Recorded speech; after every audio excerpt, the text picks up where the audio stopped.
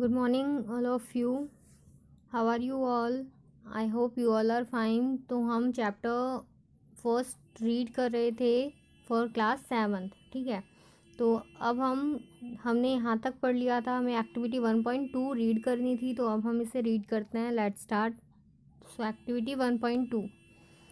So take a piece of bread and moist in with water. आपको क्या करना है, एक ब्रेड का पीस लेना है और फिर उसको वाटर में क्या कर देना है, डिप कर देना है, ठीक है, भिगो देना है। Leave it in a moist warm place for 2 to 3 days और until fluffy patches appear on them.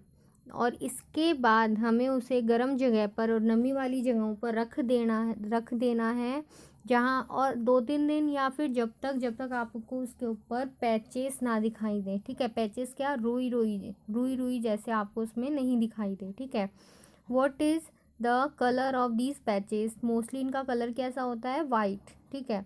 Observe the patches under a microscope और अ मैग्नीफाइंग ग्लास।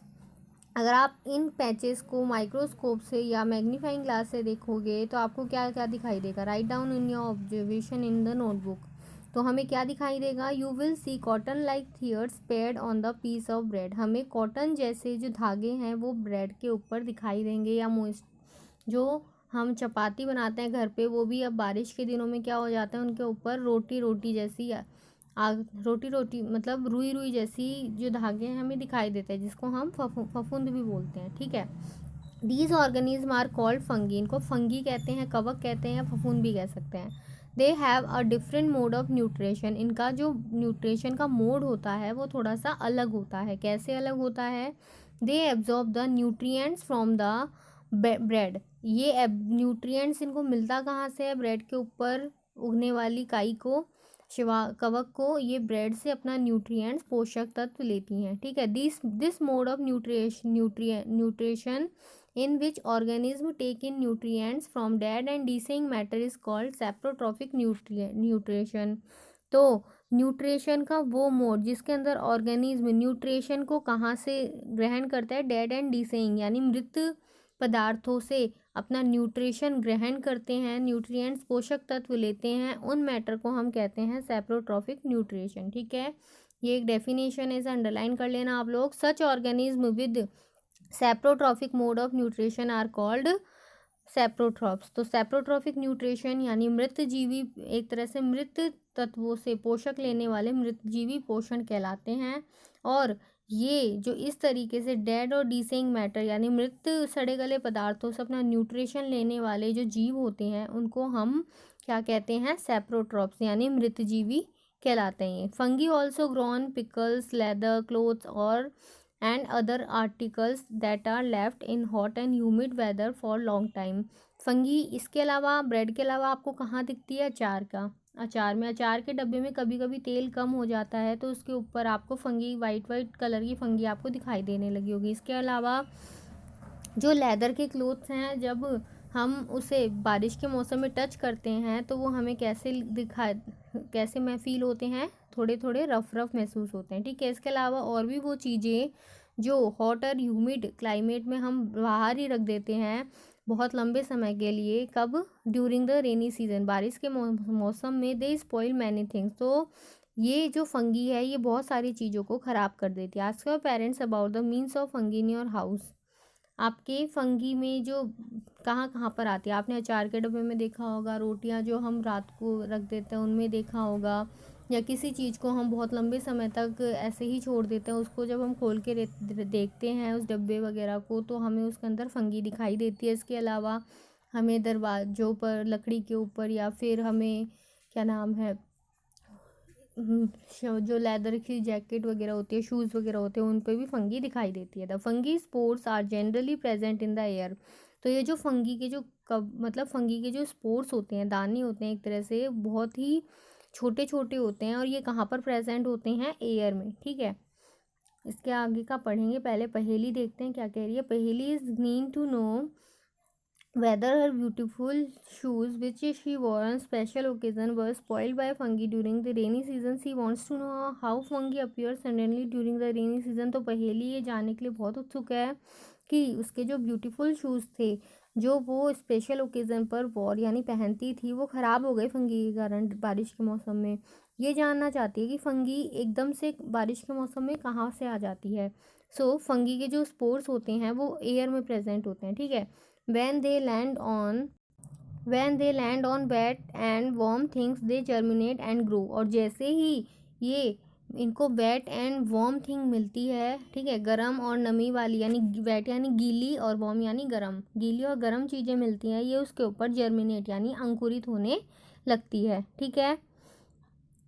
बूजो क्या कहता है, Bujo says once his grandfather told him that his wheat fields were spoiled by a fungus. He wants to know if fungi cause disease also. तो बूजो कह रहा है कि एक बार उसके दादाजी ने बताया था कि उनका जो गेहूं का खेत था वो फंगी के कारण ख़राब हो गया।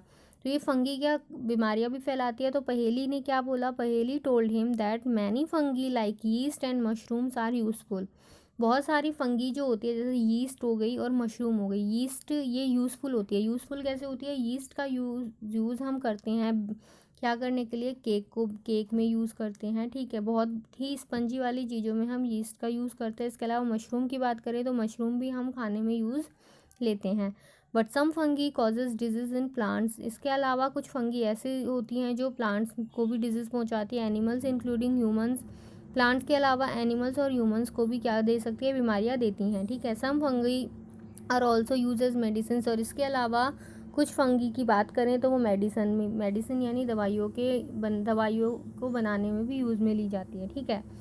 सो now can you figure out how we can protect our things from getting spoiled. तो हम कैसे अपनी चीज़ों को बचा सकते हैं। सबसे पहले तो हमें इनको केयरफुली रखना होगा। जैसे हम ब्रेड वगैरह को इनको हमें फ्रीज़ में रखना होगा। वेट एंड वार्म क्लाइमेट हमें इन्हें नहीं देना है। लेदर शूज़ को अच्छे से हमें पैक करके रखना है, ठीक है। बीच बीच में साफ़ कर लेना है। मतलब थोड़ी सी देख रेख के कारण हम अपनी चीज़ों को ख़राब होने से बचा सकते हैं। Some organism live together and share both shelter and nutrients. कुछ ऑर्गेनिज्म ऐसे होते हैं जो कैसे रहते हैं, साथ साथ रहते हैं और शेल्टर और न्यूट्रिएंट्स को क्या करते हैं, शेयर करते हैं। यानी जहाँ पे वो रहते हैं और जो उनको खाने को मिलता है, इन दोनों को शेयर करते हैं, ठीक है। This relationship is called symbiosis. तो ऐसे साथ साथ रहकर शेल्टर और न्यूट्रिएंट्स जब कोई शेयर करता है तो उसको कहते, उस रिलेशनशिप में रहने वाले जीवों को क्या कहते हैं, सिम्बायोसिस यानी सहजीवी संबंध कहते हैं, ठीक है। For example certain fungi live inside the roots of plants, ठीक है। तो इसका एग्जाम्पल अगर हम ले तो कुछ फंगीज ऐसी होती हैं जो प्लांट्स की रूट्स में पाई जाती है, प्लांट्स की जड़ों में पाई जाती है। The plants provide nutrients to the fungus and in return the fungus provide water and certain nutrients. तो ये इनमें सहजीवी संबंध कैसे होता है, जो प्लांट होता है वो फंगस को क्या देता है, न्यूट्रिएंट्स। और अगर रिटर्न की बात करें तो फंगस उसको क्या देती है, वाटर और बहुत सारे न्यूट्रिएंट जो मिट्टी में होते हैं वो उसको प्रोवाइड करवाती है, ठीक है। तो इस तरीके से सिम्बायोसिस रिलेशन में रह पाते हैं। इसको भी अंडरलाइन कर लेना। Some organism live together and share both shelter and nutrient. This relationship is called symbiosis, ठीक है। इसके अलावा हम बात करें लिचेंस की, लाइकेन की, तो इन organism called lichens a chlorophyll containing partner which is an alga and a fungus live together. तो कुछ ऑर्गेनिज्म ऐसे होते हैं जिनको हम लाइकेन कहते हैं, यानी कि एक क्लोरोफिल कंटेनिंग पार्टनर होता है, यानी एक के पास तो क्लोरोफिल होता है जैसे एल्गा, शैवाल, है ना, और दूसरी जगह एक होता है फंगस, ठीक है, जो वाइट कलर का होता है mostly. The fungus provide shelter, water and minerals to the alga and in return the alga prepare and provide food to the fungus. तो अगर हम दोनों की बात करें, इन दोनों लाइकेंस की, ठीक है, तो जो एल्गा होती है, फंगस होता है, वो एल्गा को शेल्टर, वाटर और मिनरल्स प्रोवाइड कराता है और रिटर्न में जो एल्गा होती है उसके लिए खाना बना करके उसको प्रोवाइड करवाती है। तो इस तरह के रिलेशंस को हम कहते हैं लाइकेंस, ठीक है। आज के लिए हम इतना ही पढ़ेंगे। नेक्स्ट क्लास में हम इस चैप्टर का last topic how nutrients are replenished in the soil, यानी कि जो न्यूट्रिएंट्स होती हैं उनमें सॉइल में न्यूट्रिएंट्स की पुनः पूर्ति किस प्रकार से होती है, इसको हम देखेंगे। तो आज के लिए इतना ही। अब हम होमवर्क की बात करते हैं। तो आपका होमवर्क है जो क्वेश्चन नंबर फर्स्ट है why do organism need to take food, तो ये all organism require food to survive, it give them energy to perform various activities, all activities such as playing, running, walking, studying, etc. require energy. The various components present in our food such as carbohydrate, protein, fat, vitamin and mineral provide energy to our body. These are also important for growth and development of our body. Okay. अब second question क्या है, distinguish between a parasite and saprotrophs, इन दोनों के बीच में difference है जो हमें लिखना है, ठीक है। थर्ड क्वेश्चन है, how would you test the presence of starch in the leaves, हम लीव्स में स्टार्च की प्रेजेंस को कैसे करेंगे, तो ये इसका आंसर है और ये डायग्राम है, आपको इसको क्या करना है, होमवर्क में करना है। तो ये 3 क्वेश्चन है जो आज आपको अपने होमवर्क में करने हैं। Okay, thank you, have